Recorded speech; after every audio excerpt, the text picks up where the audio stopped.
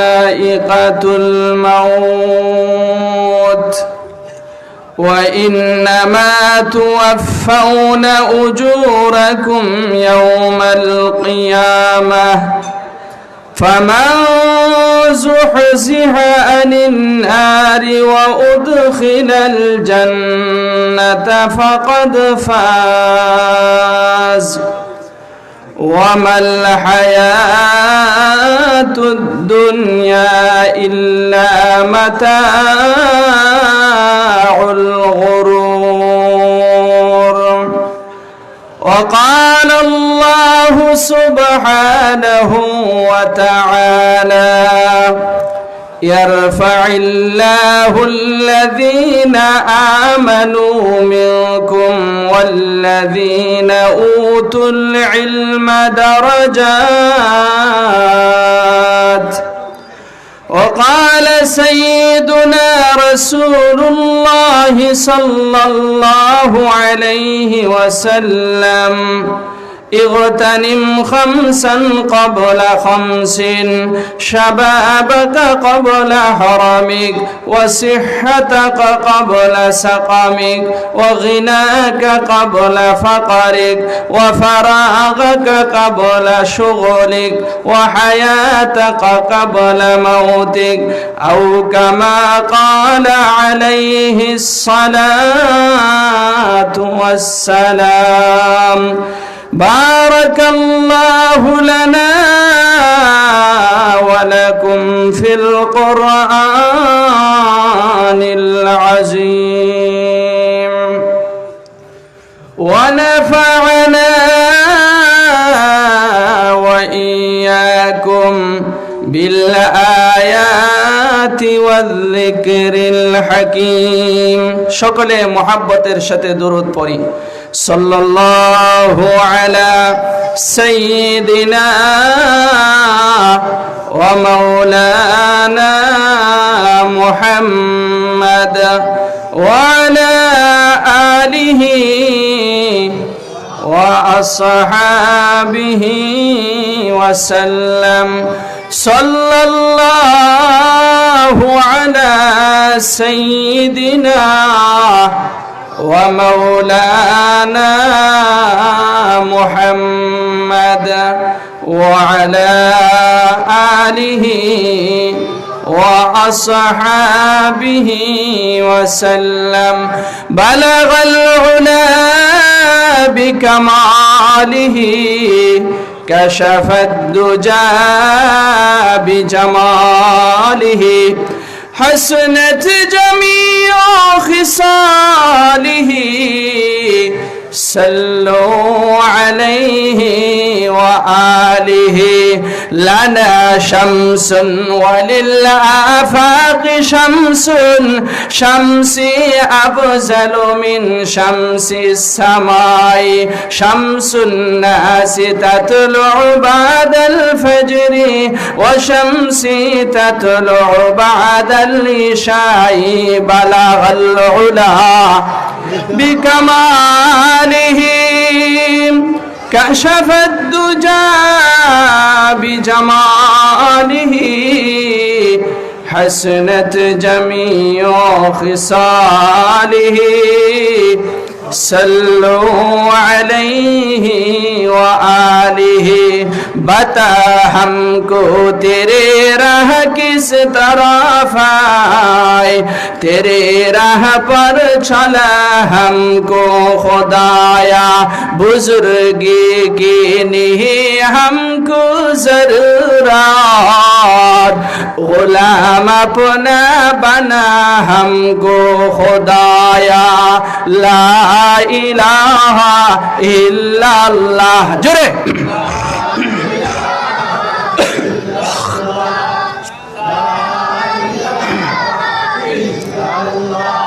ला इलाहा इल्लल्लाह सुब्हानल्लाह वल्हम्दुलिल्लाह ला इलाहा इल्लल्लाह ला इलाहा इल्लल्लाह ला इलाहा इल्लल्लाह ला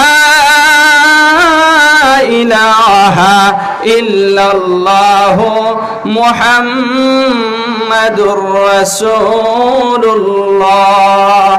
আলহামদুলিল্লাহ, খিলপাড়া মুজাহিরুল উলুম মাদ্রাসা ফেন্সুগঞ্জ সিলেটের বার্ষিক ইসলামী মহাসম্মেলনের শ্রদ্ধেভাজন সম্মানিত সভাপতি সাহেব, জাতির বিবেক উলামায়ে কেরাম, দূর দূরান্ত থেকে আগত আল্লাহ তাআলার আশিকিন, জাকিরিন, শাকিরিন, মুরব্বিয়ানে কেরাম ও আমার সমবয়সী প্রাণপ্রিয় যুবক ভাইয়েরা, পর্দার আড়ালে অবস্থানরত শ্রদ্ধেয় মা ও বোনেরা, প্রথমে মহান আল্লাহ সুবহানাহু ওয়া তাআলার দরবারে অন্তঃস্থল থেকে কালিমাতুশ শুকর আদায় করতেছি যে আল্লাহ সুবহানাহু ওয়া তাআলা আমাদেরকে এই মুহূর্তে আজকের এই জান্নাতের টুকরা বাগানের মধ্যে আসার, বসার এবং সাথে সাথে আমাকে কিছু কথা বলার, আপনাদের সবাইকে কিছু কথা শোনার মতো সুযোগ করে দিয়েছেন। এই কারণে মহাময় আল্লাহ সুবহানাহু ওয়া তাআলার দরবারে অন্তঃস্থল থেকে কালিমাতুশ শুকর আদায় করে আলহামদুলিল্লাহ। আল্লাহ তাআলার দরবারে আরো শুকরিয়া আদায় করি যে আল্লাহ তাআলা আমাদেরকে সর্বশেষ নবী, সর্বশ্রেষ্ঠ নবী নবী মুহাম্মদুর রাসূলুল্লাহ সাল্লাল্লাহু আলাইহি ওয়াসাল্লামের উম্মত বানিয়েছেন এবং সাথে সাথে আমাদেরকে ঈমানদার বানিয়েছেন। একজন ঈমানদারের দাম 7 আসমান এবং 7 জমিন থেকেও বেশি, বলুন না সুবহানাল্লাহ। কারণ এই জমিনের মধ্যে যতদিন পর্যন্ত একজন ঈমানওয়ালা থাকবে, একজন আল্লাহ আল্লাহ বললে ওয়ালা থাকবে, আসমান আসমানের জায়গায় ঠিক থাকবে, জমিন জমিনের জায়গায় ঠিক থাকবে, পাহাড় পাহাড়ের জায়গায় ঠিক থাকবে, আসমান থেকে বৃষ্টি অবতীর্ণ হবে, জমিন থেকে ফসল উৎপন্ন হবে, সূর্য আলো দিবে, চন্দ্র কিরণ দিবে, নদীপথে লঞ্চ আর জাহাজ চলাচল করবে, মানব দানব সব কিছুই ঠিক থাকবে। যখন একজন ঈমানওয়ালাও থাকবে না, একজন আল্লাহ আল্লাহ বললে ওয়ালাও থাকবে না, আসমান বিদীর্ণ হয়ে যাবে, জমিন চূর্ণ বিচূর্ণ হয়ে যাবে, পাহাড় ধুলার নিয়ে উঠতে থাকবে, মানব দানব সব কিছুই ধ্বংস হয়ে যাবে। এই কারণে আল্লাহ তাআলা যে আমাদেরকে ঈমানদার বানিয়েছেন, এতে আমরা খুশি না বেজার? আরো জোরে আওয়াজ করে বলেন, খুশি না বেজার? এই কারণে ঈমানের আওয়াজে আবার আল্লাহ তাআলার দরবারে কালিমাতুশ শুকর আদায় করে আলহামদুলিল্লাহ। মুহতারাম হাজিরিন, আজকের এই মজলিসের মধ্যে আসতে পেরে, বসতে পেরে আমরা খুশি না বেজার? আরো জোরে আওয়াজ করে বলেন। আমি গত বছর আপনাদের এখানে আলোচনা করেছিলাম সংক্ষিপ্ত সময়, আজও জানি না কত সময় আলোচনা করব, আশা করি সংক্ষিপ্ত সময় আপনাদের সামনে আলোচনা করব। আমার আলোচনা করা সহজ হবে যদি আপনারা মনোযোগের সাথে বসেন, আর যদি উঠাউঠি করেন, মনোযোগ যদি ভিন্ন হয়, আমার কথাগুলাও অগুছালো হবে, গুছালো ভাবে আমার আলোচনা হবে না, আমার আলোচনাও ভিন্ন হয়ে যাবে। এই কারণে যত সময় পর্যন্ত আপনাদের সামনে আলোচনা করব, ধৈর্যের সাথে সকলে বসবেন তো ইনশাআল্লাহ? কে কে বসবেন হাত উঠাইয়া দেখান। আল্লাহ তাআলা সবাইকে ধৈর্যের সাথে বসার, আমলের নিয়তে কথাগুলো শোনার তৌফিক দান করেন। সবাই বলে আমিন। মুহতারাম হাজিরিন, আমি আপনাদের সামনে কালামে পাকের সূরা আলে ইমরানের 185 নম্বর আয়াত তেলাওয়াত করেছি এবং সূরা মুজাদালার 11 নম্বর আয়াত তেলাওয়াত করেছি এবং নবী মুহাম্মদুর রাসূলুল্লাহ সাল্লাল্লাহু আলাইহি ওয়াসাল্লামের অসংখ্য অগণিত হাদিসের ভান্ডার থেকে একখানা হাদিস আপনাদের সামনে পেশ করেছি। যদি আল্লাহ তাআলা আমাকে তৌফিক দান করেন, তেলাওয়াতকৃত আয়াতদ্বয়কে সামনে রেখে, পাঠকৃত হাদিসকে সামনে রেখে সংক্ষিপ্ত সময় আপনাদের সামনে কিছু আলোচনা করার চেষ্টা করব, যদি আল্লাহ তাআলা আমাকে তৌফিক দান করেন। ওয়ামা তৌফিকি ইল্লা বিল্লাহ। মুহতারাম হাজিরিন, আমরা সকলেই জানি আমরা এই দুনিয়ার মধ্যে একদিন ছিলাম না, কথা ঠিক না বেঠিক? এখন আছি, আবার থাকবো না। এই দুনিয়া ছেড়ে আমাদের সবাইকে চলে যাইতে হবে, কারণ এই দুনিয়া হইল ক্ষণস্থায়ী, আখিরাত হইল আমাদের চিরস্থায়ী। এই আসমান জমিন পাহাড় পর্বত নদী নালা মানব দানব কোনো কিছুই একদিন ছিল না, এখন আছে, আবার থাকবেও না। ঠিক তেমনি ভাবে আমরাও এই দুনিয়ার মধ্যে ছিলাম না, এখন আসি আবার থাকবো না। আমাদের সবাইকে মৃত্যুবরণ করতে হবে, এই বিশ্বাস আমাদের আছে না নাই? আরো জোরে আওয়াজ করে বলেন। আমাদের যেরকম এই বিশ্বাস আছে, কাফির কুফার যারা আছে তাদেরও এই বিশ্বাস আছে একদিন নয় একদিন মরতে হবে, কিন্তু কাফেররা পুনরুত্থানকে বিশ্বাস করে না। ঈমানদার যারা আছে তারা পুনরুত্থানকে বিশ্বাস করে। কথা ঠিক না বেঠিক? মুহতারাম হাজিরিন, আমাদের সবাইকে দুনিয়া থেকে চলে যাইতে হবে, এই কথাটা আমরা অনেক সময় ভুলে যাই। এই কারণে আল্লাহর রাসূল সাল্লাল্লাহু আলাইহি ওয়াসাল্লাম হাদিসের মধ্যে বলেন, আকসিরু যিকরা হাজিমিল লাজ্জাত, তোমরা স্বাদ বিনষ্টকারী মৃত্যুর কথা বেশি বেশি স্মরণ করো। আল্লাহ তাআলা আমাদেরকে স্মরণ করায় দিবেন, তোমাদেরকে যে হায়াত নামক জিন্দেগি আমি দিয়েছি এটা চিরস্থায়ী নয়, ক্ষণস্থায়ী। তোমাদের সবাইকে কিন্তু এই দুনিয়া থেকে একদিন চলে যাইতে হবে। কথা ঠিক না বেঠিক? আল্লাহ তাআলা কালামে পাকের সূরা আলে ইমরানের 185 নম্বর আয়াতের মধ্যে বলেন, কুল্লু নাফসিন যায়িকাতুল মাউত ওয়া ইন্নামা توفون أجوركم يوم القيامة فمن زحزح عن النار وأدخل الجنة فقد فاز وما الحياة الدنيا إلا متاع الغرور। আল্লাহ সুবহানাহু ওয়া তাআলা বলেন, প্রত্যেকটা প্রাণীকে মৃত্যুর স্বাদ গ্রহণ করতে হবে। কথা ঠিক না বেঠিক? ও মুমিন মুসলমান, আমাদের সবাইকেও একদিন না একদিন মৃত্যুবরণ করতে হবে। ওই মৃত্যু থেকে যদি আমরা পলায়ন করি, ওই মৃত্যু কিন্তু আমাদের সাথে সাক্ষাৎ করবে। কথা ঠিক না বেঠিক? আল্লাহ সুবহানাহু ওয়া তাআলা কালামে পাকের সূরা মুজাদালা সূরা জুমার 8 নম্বর আয়াতের মধ্যে বলেন, কুল ইন্নাল মাউতাল্লাযী তাফিররুনা মিনহু ফাইন্নাহু মুলাকীকুম সুম্মা তুরাদ্দুনা ইলা আলিমিল গায়বি ওয়াশ শাহাদা ফায়ুনাব্বিউকুম বিমা কুনতুম তা'মালুন। আল্লাহ সুবহানাহু ওয়া তাআলা বলেন, হে নবী মুহাম্মদুর রাসূলুল্লাহ সাল্লাল্লাহু আলাইহি ওয়াসাল্লাম, আপনি আপনার উম্মতদেরকে বলে দিন, তোমরা যেই মৃত্যু থেকে পলায়ন করো ওই মৃত্যু তোমাদের সাথে সাক্ষাৎ করবে। কথা ঠিক না বেঠিক? তাহলে মৃত্যু থেকে আমরা কেউ কি বাঁচতে পারবো? আরো জোরে আওয়াজ করে বলেন, মৃত্যু থেকে কি কেউ পলায়ন করতে পারবো? মৃত্যু থেকে যদি আমরা পলায়নও করি, মৃত্যু আমাদের সাথে সাক্ষাৎ করবে। কথা ঠিক না বেঠিক? এই কারণে মুমিন মুসলমান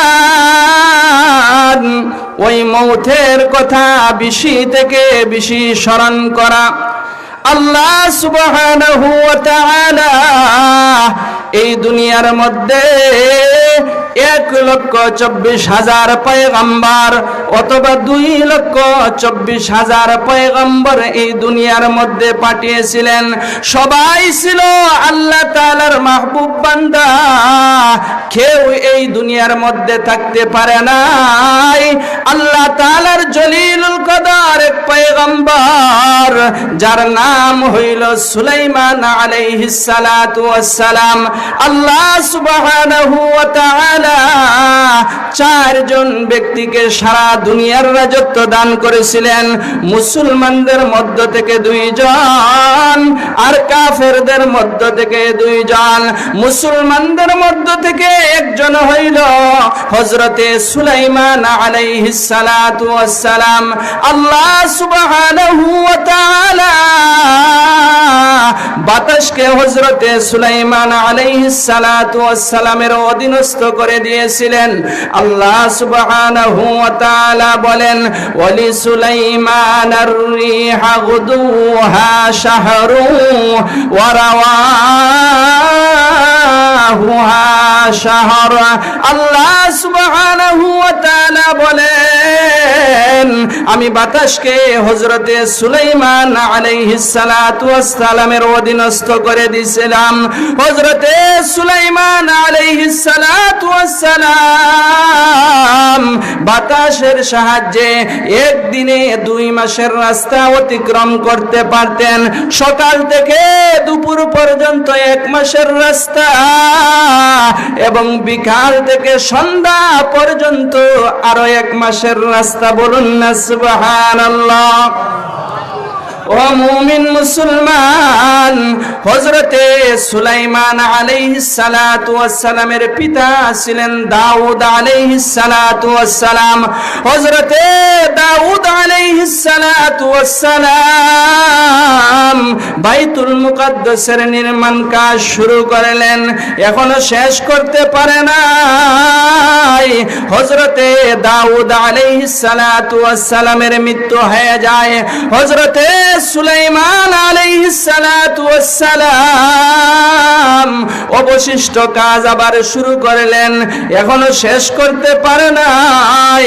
হযরতে সুলাইমান আলাইহিস সালাতু ওয়াস সালামের মৃত্যুর সময় চলে আসলো।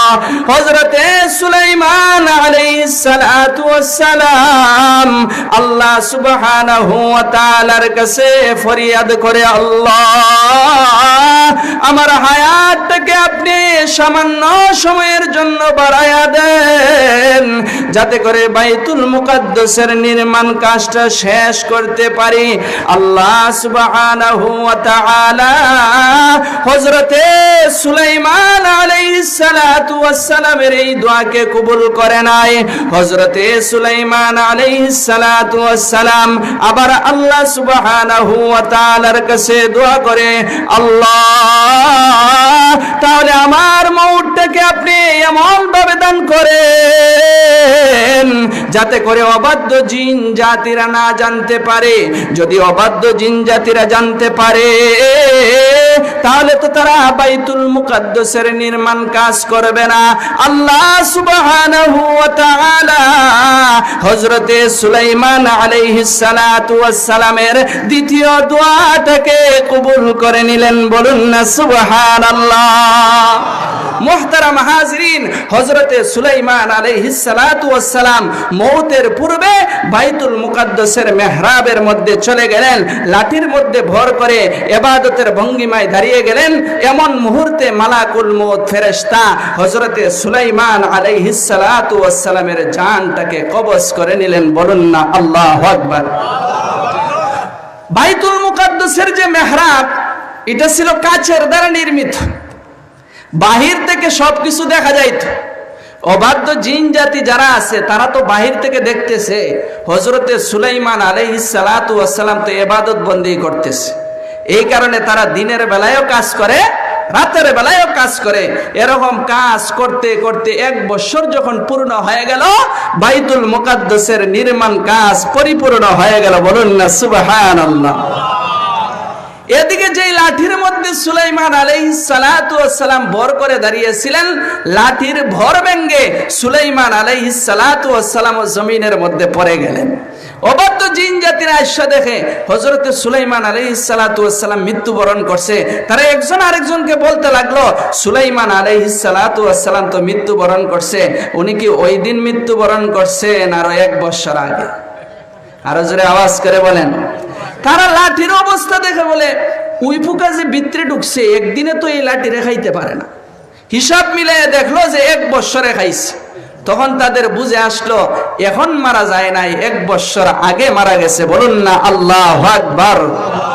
আল্লাহ তাআলা ওই লাঠির মধ্যে হযরতে সুলাইমান আলাইহিস সালাতু ওয়াস সালামের মরদেহকে দাঁড়া করে রাখছিলেন। বলুন না আল্লাহু আকবার। হযরতে সুলাইমান আলাইহিস সালাতু ওয়াস সালাম আল্লাহ তাআলার কাছে হায়াত চেয়েছিলেন নিজের ঘর নির্মাণ করার জন্য। আর জোরে আওয়াজ করে বলেন না আল্লাহ তাআলার ঘর। আর জোরে আওয়াজ করে বলেন আল্লাহ তাআলাকে হায়াত বাড়ায়া দিছে। হ্যাঁ, বাড়ায়া দিছে না। আমরা যদি আল্লাহ তাআলার কাছে সময় চাই, আল্লাহ মনে করে আমাদেরকে বাড়ায়া দিবে।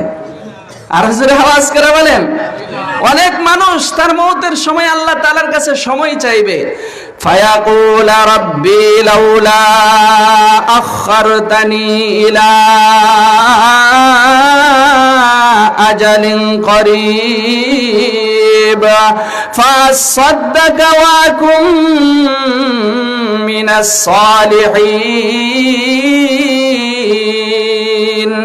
আল্লাহ তাআলাকে বলবে, আল্লাহ কেন আমাকে সামান্য সময় হায়াতটাকে বাড়ায়া দিলা না, যাতে করে আমি দান খয়রাত করতে পারি, যাতে করে আমি নেক আমল করতে পারি। আল্লাহ তাআলা বলেন ওয়ালা ইউআখিরুল্লাহু নাফসান ইযা জাআ আজালুহা, মানুষের নির্ধারিত একটা সময় আছে, ওই সময়টা যখন শেষ হয়ে যায় আল্লাহ তাআলা কোনো ব্যক্তিকে অবকাশ দেয় না। কথা ঠিক না বেঠিক? এই কারণে মুহতারাম হাজিরিন, আমাদেরও একটা নির্ধারিত সময় আছে না নাই? সবাই আওয়াজ করে বলেন আছে না নাই? পিছনের ভাই যারা আছেন তারা আওয়াজ করে বলেন নির্ধারিত সময় আছে না নাই? ওই সময় যখন শেষ হয়ে যাবে আমরা কেউ কি দুনিয়ার মধ্যে থাকতে পারবো? আরো জোরে আওয়াজ করে বলেন আমাদের নির্ধারিত সময়ের আর কয় দিন বাকি আছে বলতে পারবেন? আজকের এই মজলিস হইতে পারে আমাদের জিন্দেগির শেষ মজলিস। কথা ঠিক না বেঠিক? গত বছর এই জলসার মধ্যে অনেকেই ছিল জীবিত, কিন্তু আজ কবরবাসী হয়ে গেছে। এরকম আছে না নাই? আরো জোরে আওয়াজ করে বলেন। আমরাও যে আগামী বছর পর্যন্ত বাঁচতে পারবো এটার কোনো গ্যারান্টি আছে? আমরা এই মজলিস থেকে বাড়ি পর্যন্ত পৌঁছতে পারবো এটার কোনো গ্যারান্টি আছে? তাহলে মনে করতে হবে আজকের দিনটাই আমার জিন্দেগির শেষ দিন হতে পারে। কথা ঠিক না বেঠিক? এই কারণে মুহতারাম হাজিরিন, এই যে হায়াত আল্লাহ তাআলা আমাদেরকে দিয়েছেন, মওতের আগে আগে ওই হায়াতকে কদর করা দরকার কি দরকার না? মওতের পরে যদি আল্লাহকে বলি আল্লাহ এখন আপনি দুনিয়াতে পাঠান, এখন তো সবকিছু দেখছি, আপনি যা বলছেন সব সত্য, এখন দুনিয়ার মধ্যে গিয়ে আপনি যেভাবে বলবেন সেভাবেই আমি আমার জিন্দেগিকে পরিচালনা করব, আর নাফরমানি করব না। আল্লাহ মনে হয় আবার দুনিয়াতে পাঠাইবে। আর জোরে আওয়াজ করে বলেন আল্লাহ তাআলা আর দুনিয়ার মধ্যে পাঠাইবে না। যে একটা নির্ধারিত সময় আছে 50 বছর, 60 বছর, 70 বছরের হায়াত, এটা শেষ হয়ে গেলে শেষ। এই কারণে মওতের আগে আগে হায়াতকে কদর করা দরকার কি দরকার না? আরো জোরে আওয়াজ করে বলেন। এই কারণে আল্লাহর রাসূল সাল্লাল্লাহু আলাইহি ওয়াসাল্লাম বলেন ইগতানিম খামসান ক্বাবলা খামসিন শাবাবাকা ক্বাবলা হারামিক ওয়া সিহহাতাকা ক্বাবলা সাকামিক ওয়া গিনাকা ক্বাবলা ফাকারিক ওয়া ফারাগাকা ক্বাবলা শুগলিক ওয়া হায়াতাকা ক্বাবলা মাউতিক। নবী মুহাম্মদুর রাসূলুল্লাহ সাল্লাল্লাহু আলাইহি ওয়াসাল্লাম বলেন 5টা জিনিসের পূর্বে তোমরা 5টা জিনিসকে গনিমত মনে করো। বার্ধক্যতার পূর্বে যৌবনকালকে গনিমত মনে করো। অসুস্থতার পূর্বে সুস্থতাকে গনিমত মনে করো। ব্যস্ততার পূর্বে অবসর সময়কে গনিমত মনে করো। দরিদ্রতার পূর্বে ধনাঢ্যতাকে গনিমত মনে করো। মওতের পূর্বে হায়াতকে গনিমত মনে করো। তাহলে মওতের আগে আগে হায়াতকে গনিমত মনে করা দরকার কি দরকার না? ওই হায়াত দিয়েছেন আল্লাহ আল্লাহর গোলামি করার জন্য। কথা ঠিক না বেঠিক? আল্লাহ তাআলা সূরা জারিয়াতের মধ্যে বলেন ওয়ামা খালাকতুল জিন্না ওয়াল ইনসা ইল্লা লিয়াবুদুন মা উরিদু মিনহুম মির রিজকিন ওয়া মা উরিদু আন ইউতঈমুন ইন্নাল্লাহা হুয়ার রাজ্জাকু যুল কুওয়াতিল মাতিন। আল্লাহ সুবহানাহু ওয়া তাআলা বলেন, আমি জিন এবং ইনসান জাতিকে সৃষ্টি করেছি একমাত্র আমার ইবাদত বন্দী করার জন্য। আমি তাদের কাছ থেকে রিজিক চাই না এবং আমি আল্লাহ সুবহানাহু ওয়া তাআলা তাদের কাছ থেকে খাদ্য চাই না। ইন্নাল্লাহা হুয়ার রাজ্জাক, নিশ্চয় আল্লাহ সুবহানাহু ওয়া তাআলাই হলেন রিজিক দাতা। জোরে জোরে বলা যাবে কি সুবহানাল্লাহ? আমাদের রিজিক দাতা কে? আরো জোরে আওয়াজ করে বলেন, আমাদের হায়াতের মালিক কে? আমাদের মৌতের মালিক কে? আমাদের ইজ্জতের মালিক কে? আমাদের বেইজ্জতের মালিক কে? এই কারণে মুমিন মুসলমান এই হায়াত দিয়েছেন আল্লাহ তাআলা, মৌত দিয়েছেন আল্লাহ তাআলা। কোন সময় যদি ইসলামের জন্য, এই দেশ রক্ষা করার জন্য, রাসূলের ইজ্জত রক্ষা করার জন্য কোন সময় যদি আপনাদেরকে ডাক দেওয়া হয় নিজের জীবনকে আল্লাহর রাস্তায় বিলীন করে দেওয়ার জন্য, তৈয়ার থাকবেন তো ইনশাআল্লাহ? আল্লাহ তাআলা আমাদের সবাইকে কবুল করেন, সবাই বলে আমিন। মুহতারাম হাজিরিন, তাহলে আমরা যদি আল্লাহ তাআলার গোলামি করি, আল্লাহ তাআলা আমাদের রিজিকের ব্যবস্থা করে দিবে। বলুন না সুবহানাল্লাহ। তাহলে আল্লাহ তাআলার ইবাদত বন্দেগীর মধ্যে একটা ইবাদত হইল নামাজ। একটা ইবাদত কি? আরো জোরে আওয়াজ করে বলেন, নামাজ। আল্লাহ রাসূল সাল্লাল্লাহু আলাইহি ওয়াসাল্লাম হাদিসের মধ্যে বলেন, বুনিয়াল ইসলামু আলা খামসিন শাহাদাতি আল্লাহ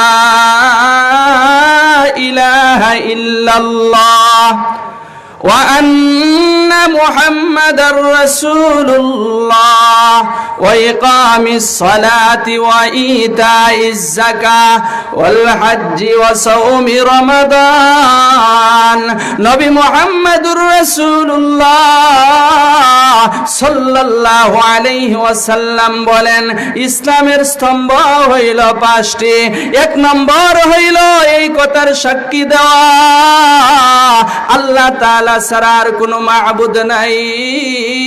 হযরত মুহাম্মদ সাল্লাল্লাহু আলাইহি ওয়াসাল্লাম হইলেন আল্লাহ তাআলার রাসূল।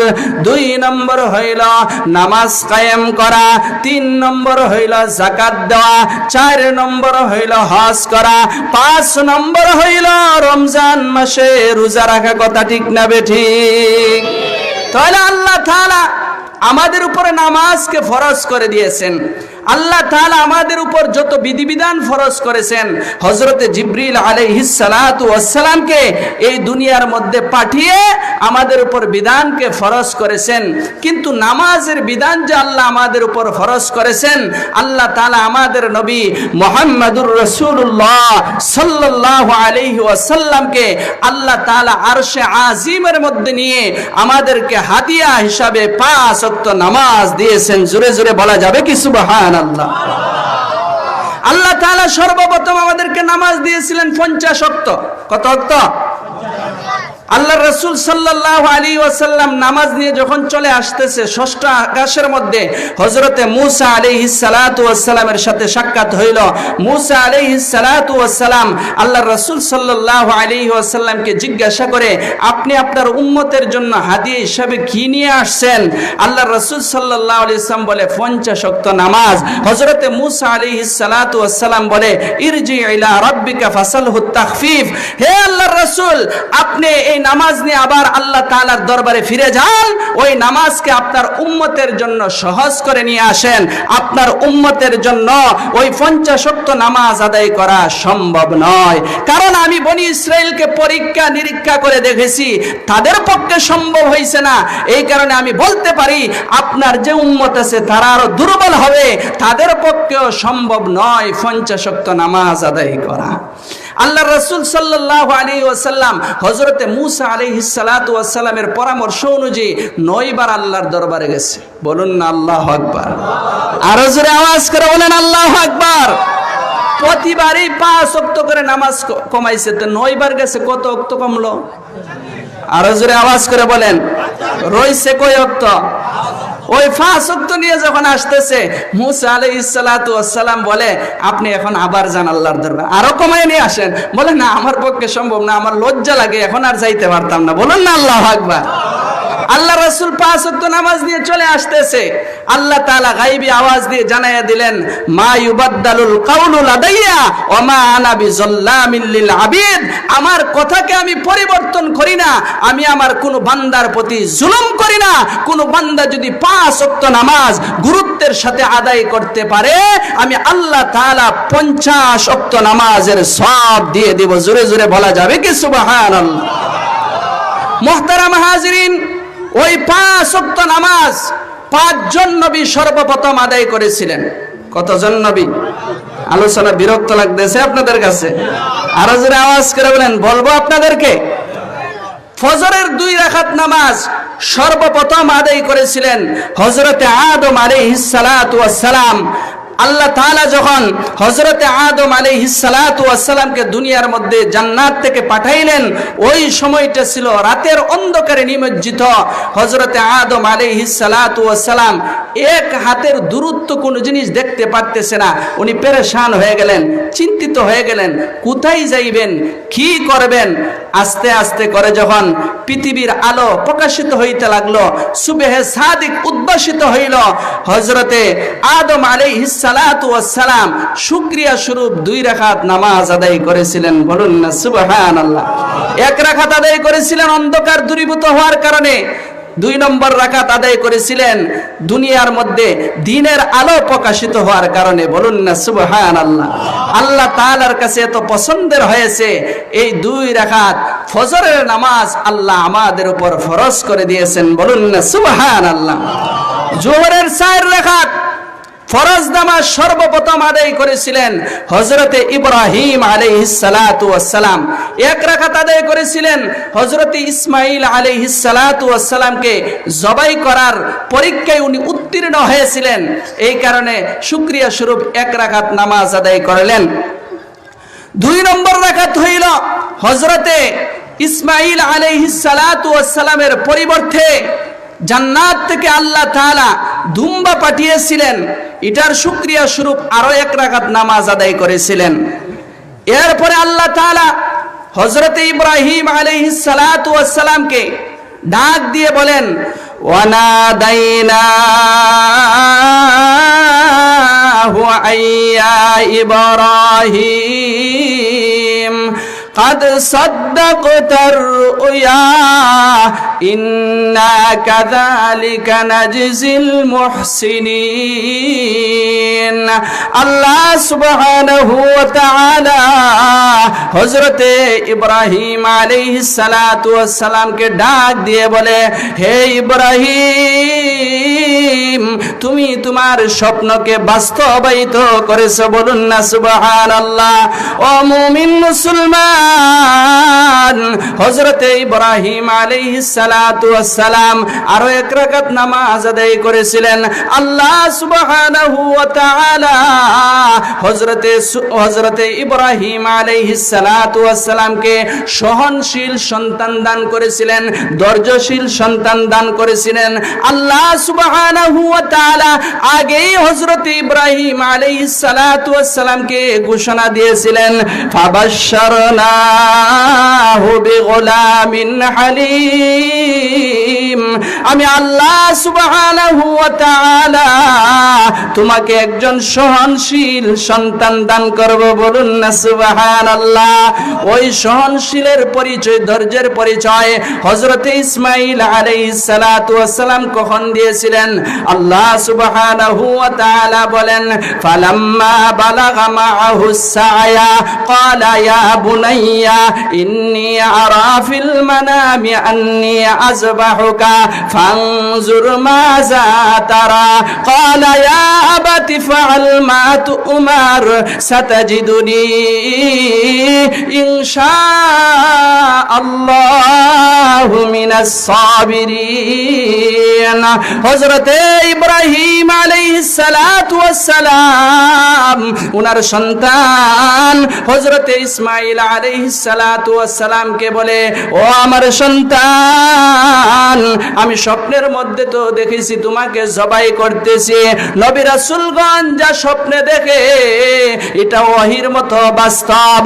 হযরতে ইব্রাহিম আলাইহিস সালাতু ওয়াস সালামের এই কথা শোনার পর সন্তান জবাব দেয়, ইয়া আবাতি ফাআল মা তু'মার সাতাজিদুনি ইনশাআল্লাহু মিনাস সাবিরিন। হে আমার আব্বা, আল্লাহ সুবহানাহু ওয়া তাআলা আপনাকে যা নির্দেশ দান করেছেন তাই আপনি বাস্তবায়িত করুন, নিশ্চয় আপনি আমাকে ধৈর্যশীলদের মধ্যে পাইবেন। জোরে জোরে বলা যাবে কি সুবহানাল্লাহ? ও মুমিন মুসলমান, আসরের 4 রাকাত ফরজ নামাজ সর্বপ্রথম আদায় করেছিলেন হযরতে ইউনূস আলাইহিস সালাতু ওয়াস সালাম। আমাদের সকলেরই জানা আছে হযরতে ইউনূস আলাইহিস সালাতু ওয়াস সালাম মাছের পেটে গিয়েছিলেন। ওই জায়গা থেকে আল্লাহকে বলে নাই, আল্লাহকে স্মরণ করে উনি ডাক দিয়েছিলেন, ফানাদা ফিজ জুলুমাতি আল্লাহ ইলাহা ইল্লা আনতা সুবহানাকা ইন্নী কুনতু মিনাজ জালিমিন। আল্লাহ সুবহানাহু ওয়া তাআলা কালামে পাকের মধ্যে বলেন, হযরতে ইউনূস আলাইহিস সালাতু ওয়াস সালাম যখন ফানাদা ফিজ জুলুমাত অন্ধকার থেকে ডাক দিয়েছিলেন, আল্লাহ আপনি ছাড়া কোনো মাবুদ নাই, আপনি হলেন পবিত্র, আমি হইলাম গুনাহগার। ফাস্তাজাবনা লাহু ওয়া নাজ্জাইনাহু মিনাল গাম কাযালিকা নুনজিল মুমিনিন।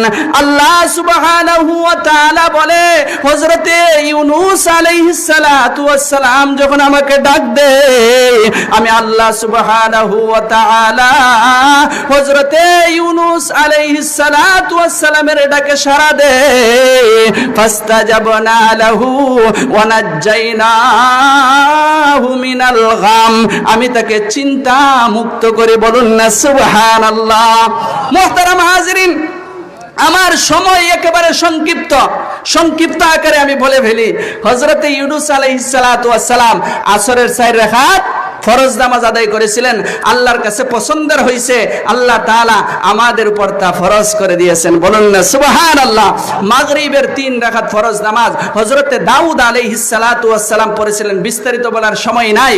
এরপরে এশারের 4 রাকাত ফরজ নামাজ এক বর্ণনায় আছে মূসা আলাইহিস সালাতু ওয়াস সালাম আদায় করেছিলেন, আরেক বর্ণনায় আছে আমাদের নবী মুহাম্মদুর রাসূলুল্লাহ সাল্লাল্লাহু আলাইহি ওয়াসাল্লাম আদায় করেছিলেন। ওই যে 5 ওয়াক্ত নামাজ আল্লাহ তাআলার কাছে এই 5 জন নবীর নামাজ এত পছন্দের হয়েছে, সর্বশেষ নবীর উম্মতের জন্য তা হাদিয়া হিসাবে দান করেছেন। জোরে জোরে বলা যাবে কি সুবহানাল্লাহ? আরো জোরে আওয়াজ করে বলেন সুবহানাল্লাহ। মুহতারাম হাজিরিন, এই 5 ওয়াক্ত নামাজ যদি আমরা আদায় করি, দুনিয়ার মধ্যেও লাভ, মরার পরেও লাভ। জোরে জোরে বলেন সুবহানাল্লাহ। আল্লাহ তাআলা বলেন, আকিমিস সালাতা তরাফাইন নাহারি ওয়া জুলাফাম মিনাল লাইল ইন্নাল হাসানাতি ইউযহিবুনাস সাইয়্যাত যালিকা যিকরা লিয-যাকিরিন। আল্লাহ সুবহানাহু ওয়া তাআলা নবী মুহাম্মদুর রাসূলুল্লাহ সাল্লাল্লাহু আলাইহি ওয়াসাল্লামকে সম্বোধন করে বলেন, হে নবী মুহাম্মদুর রাসূলুল্লাহ সাল্লাল্লাহু আলাইহি ওয়াসাল্লাম, আপনি দিনের দুই প্রান্তে নামাজ কায়েম করুন। দিনের এক প্রান্ত হইল ফজরের নামাজ আর জোহরের নামাজ, দিনের আরেক প্রান্ত হইল আসরের নামাজ, ওয়া যুলাফাম মিনাল লাইল, এবং রাতের কিছু অংশ অর্থাৎ মাগরিবের নামাজ আর এশারের নামাজ। ও মুমিন মুসলমান, এই 5 ওয়াক্ত নামাজ যদি কোনো বান্দা আদায় করে, আল্লাহ তাআলা বলেন ইন্নাল হাসানাতি ইউযহিবুনাস সাইয়্যাত, নেক কাজসমূহ পাপ সমূহকে মিটাইয়া দেয়। জোরে জোরে বলেন না সুবহানাল্লাহ।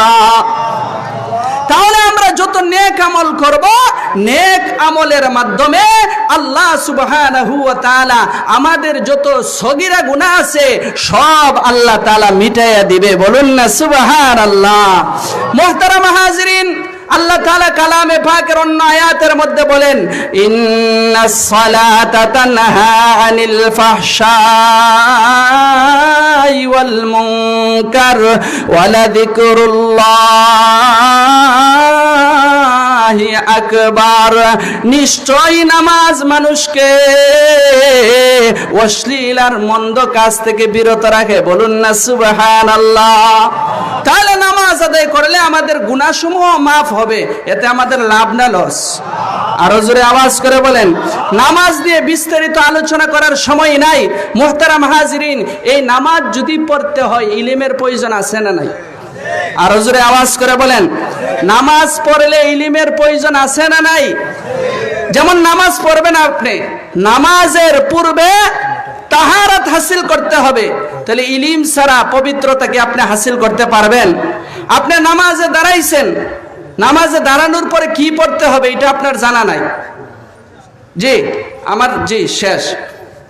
মুহতারাম হাজরিন, হইতে পারে 5 মিনিট অতিরিক্ত নিব, আর 5 মিনিট ইনশাআল্লাহ। মুহতারাম হাজরিন, দেখেন আমার আলোচনা শেষ, মনোযোগ হন। জি মুহতারাম হাজরিন, দেখেন তাহলে নামাজের পূর্বে ইলমের প্রয়োজন আছে না নাই? ইলম শিখবো কাদের কাছ থেকে? আরো জোরে আওয়াজ করে বলেন, কার কাছ থেকে? আল্লাহ তাআলা কালামে পাকের মধ্যে বলেন ফাসআলু আহলা যিকরি ইন কুনতুম লা তা'লামুন, তোমরা যেই জিনিসটা জানো না তোমরা আলেমদের কাছ থেকে তা জিজ্ঞাসা করো। তাহলে শিখবো কাদের কাছ থেকে? যদি মূর্খদের কাছে জিজ্ঞাসা করি তাহলে কি হবে? তাও আল্লাহ রাসূল বলেছেন ফাসুইলু ফাফতাউ বিগাইরি ইলমিন ফাদাল্লু ওয়া আদাল্লু। যদি তোমরা ইলম ছাড়া জাহিল জুহালদের কাছ থেকে ইলম শিখতে চাও, তাদের কাছে গিয়ে ফতোয়া চাইবা, ইলম ছাড়া ফতোয়া দিব, তারা নিজেরাও পথভ্রষ্ট হইব, তোমাদেরকেও পথভ্রষ্ট বানাইব। কথা ঠিক না বেঠিক? মুহতারাম হাজিরিন, বর্তমানে কত মানুষ পথভ্রষ্ট হইতেছে। আলেমের কাছে যায় না, গুগল মুফতির কাছে যায়। আছে না নাই? আলেমের কাছে যায় না, ইউটিউব মুফতির কাছে যায়। আলেমের কাছে যায় না যে ব্যক্তি বুখারী শরীফের নামটা সঠিকভাবে উচ্চারণ করতে পারে না, বুখারী শরীফ। কথা ঠিক না বেঠিক? তার কাছে যা ফতোয়া জানার জন্য। কথা ঠিক না বেঠিক? এই সবটি হাদিস তো পড়তেই পারে না, তারা কি করে? বাংলা যে অর্থগুলো আছে মুখস্থ করে। কেন? তাদের উদ্দেশ্য হইল খারাপ। আল্লাহ রাসূল তাও হাদিসের মধ্যে বর্ণনা করছেন মান তালাবাল ইলমা লিউজারিয়া বিহিল উলামা আও লিউমারিয়া বিহিস সুফাহা আও ইয়াসরিফা বিহি উজুহান নাসি ইলাইহি ফাদখালাহুল্লাহু ফিন্নার। আল্লাহ রাসূল বলেন, যে ব্যক্তি ইলম শিক্ষা গ্রহণ করে উলামায়ে কেরামদের সাথে তর্ক করার জন্য। কিসের জন্য? ইলম শিক্ষা গ্রহণ করে মূর্খ যারা আছে তাদের সাথে ঝগড়া করার জন্য, ইলম শিক্ষা গ্রহণ করে মানুষকে তার দিকে আকৃষ্ট করার জন্য আল্লাহর রাসূল বলেন তাকে জাহান্নামের মধ্যে প্রবেশ করানো হবে। বলুন না নাউজুবিল্লাহ। মুহতারাম হাজিরিন, আমার আলোচনা শেষ। তাহলে ইলম শিখবো কাদের কাছ থেকে? আরো জোরে আওয়াজ করে বলেন, কাদের কাছ থেকে? হ্যাঁ, আলেমুল আমাদের মর্যাদা কম না বেশি? আমি আপনাদের সামনে সূরা মুজাদালার 11 নম্বর আয়াত তেলাওয়াত করেছিলাম। আল্লাহ তাআলা বলেন, ইয়ারফাইল্লাহুল লাযীনা আমানু মিনকুম ওয়াল্লাযীনা উতুল ইলমা দারাজাত। তোমাদের মধ্য থেকে যারা ঈমান আনয়ন করেছে এবং যাদেরকে ইলম দেওয়া হয়েছে, আল্লাহ তাআলা তাদেরকে মর্যাদায় উন্নতি করবে। বলুন না সুবহানাল্লাহ।